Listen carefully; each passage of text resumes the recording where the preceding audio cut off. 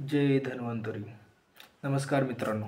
जर तुम्हाला सारखे तोंडात अल्सर्स येत असतील, अल्सर्स म्हणजे काय, जर येत असेल तोंडात मित्रांनो, तर एक साधी सोपी तुम्हाला ट्रीटमेंट आहे. पण आता जर कशामुळे येतात, तुम्ही काय लिंबू सोड्याने दात घासल्यासारखे तेव्हासुद्धा येऊ शकतात. चुकीच्या पद्धतीने ब्रश केला, रात्री जागरण खूप जास्त झालं किंवा ताप आला, त्याच्यामुळे जनरली जर येतात. आणि ह्याची ट्रीटमेंट काय असते मित्रांनो, आयुर्वेदानुसार तुम्हाला चांगली सोपी ट्रीटमेंट पाहिजे असेल, प्रत्येक वेळी तर आपण दवाखान्यात जाऊ शकत नाही. छोट्या छोट्या कारणासाठी डॉक्टरची अपॉइंटमेंट फी वेगळी असते, हे वेगळं असतं, आणि तुम्ही औषध घेण्यासाठी सुद्धा पैसे घालवायची गरज नाही मित्रांनो. आपल्याकडे नॅचरली निसर्गात एवढे औषधी वनस्पती उपलब्ध आहेत. आयुर्वेदाने आपल्याला किती वनस्पती दिले आहेत, प्रत्येकाबद्दल किती माहिती सांगितली. आता त्याचा काहीतरी यूज केला पाहिजे ना. आयुर्वेद हे आपलं स्वतःचं आहे आणि आयुर्वेदाचा आपण काहीतरी यूज करायला पाहिजे की नाही. जर तुम्हाला यूज करायचं असेल, असेच तुम्हाला जर तोंडात जर आले असतील, अल्सर किंवा जर एकच तोंडात जर अल्सर्स आले असतील आणि ते वारंवार येत असतील किंवा ते पहिले आलेले नीट होत नसतील किंवा आता आले असेल किंवा घरातील कोणालाही अल्सर असेल, तर एक सोपी ट्रीटमेंट करून बघा मित्रांनो. तुम्हाला खूप चांगला रिझल्ट होईल, चमत्कारिक फायदा. तुमचा इतका आयुर्वेदावर विश्वास वाढेल की बास, एक्सप्लेन नाही करू शकत मित्रांनो. मी कोण आहे, मी वैद्य ऋषिकेश फडतरे, BMS करतो आहे, फायनल इयरला आहे. आता तुम्हाला काय सांगतो मित्रांनो, ऐका.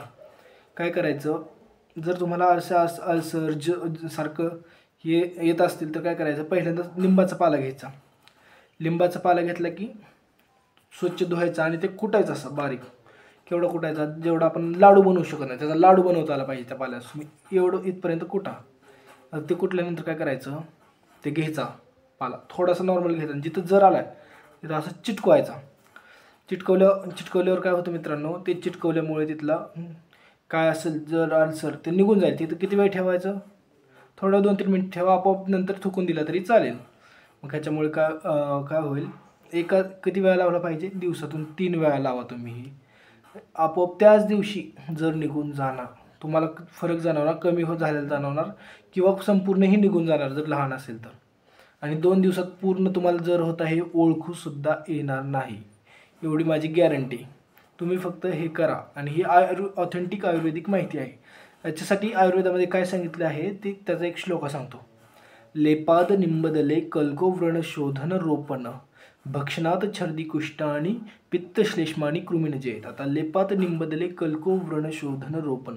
लेपात निंबदले, निंबचा लेप लावला ना तर काय होतं, कल्को व्रणशोधन रोपण, त्याचा कल्क बनवायचा. आणि ते कशासाठी मदत करतं, व्रणशोधन रोपण म्हणजे अल्सर्स किंवा वुंड हिलिंगमध्ये ते मदत करतं. आता अल्सर्ससाठी आपण बघतोय तर ते नीट व्हायला ह्याचा खूप सारा मदत आहे मित्रांनो. आणि मित्रांनो, आपलं आयुर्वेद हे आपलं स्वतःचं आहे, बाहेरचं मेडिसिन ते वेगळं झालं.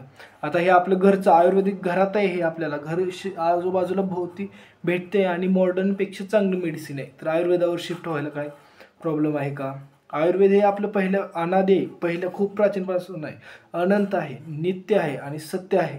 आयुर्वेद हे कोणीही तयार केलेलं नाही मित्रांनो. आपल्या आयुर्वेदाला आपण देशात जन्मलोय जिथलं आयुर्वेद एवढं फेमस होतं पहिलं. देवसुद्धा आयुर्वेदानेच नीट व्हायचे, देवसुद्धा आयुर्वेदिक ट्रीटमेंट घेतात. आता हे कशावरून सांगितलं.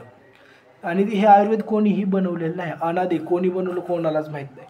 आयुर्वेद काय झालं माहिती का मित्रांनो, ब्रह्मदेव आहेत आपले, ब्रह्मदेवाला स्मृत, त्यांना आठवलं, त्यांनी तयार केलं नाही, त्यांना आठवलं आणि तिथून पुढे वेगवेगळ्या आचार्यांकडे गेले. जर तुम्हाला याचं काय इंटरेस्ट असेल, आवडत असेल, कसं काय आलं ते जाणून घ्यायचं असेल तर मला कमेंट करा, मी नक्की त्याच्यावरती व्हिडिओ बनवेन. आपलं एक काम आहे, आपण भारत देशात पवित्र भूमीत जन्माला आलो. आपण आपला आयुर्वेदाचा असा ऐतिहासिक वारसा लाभलेला आहे आणि त्या वारशाला आपल्याला पुढं न्यायचं असेल. आता आपण कोरोनामध्ये बघितलं आयुर्वेद किती चांगलं झालं. तसंच जर तुम्हाला वाढवायचं असेल, आयुर्वेद पुढं फेमस करायचं असेल, किंवा आज जसं मी सांगितलं निंबचा कल्क स्वतः घरी बनवून तुम्ही यूज करू शकता, असे वेगवेगळ्या ट्रीटमेंट आयुर्वेदामध्ये काय सांगितलेलं आहे त्याची माहिती पाहिजे असेल मित्रांनो, तर चॅनलला लाईक करा, शेअर करा, सबस्क्राईब करा आणि हा उपाय करून बघा मित्रांनो. उपाय करून बघायला तुम्हाला खर्च नाही मित्रांनो.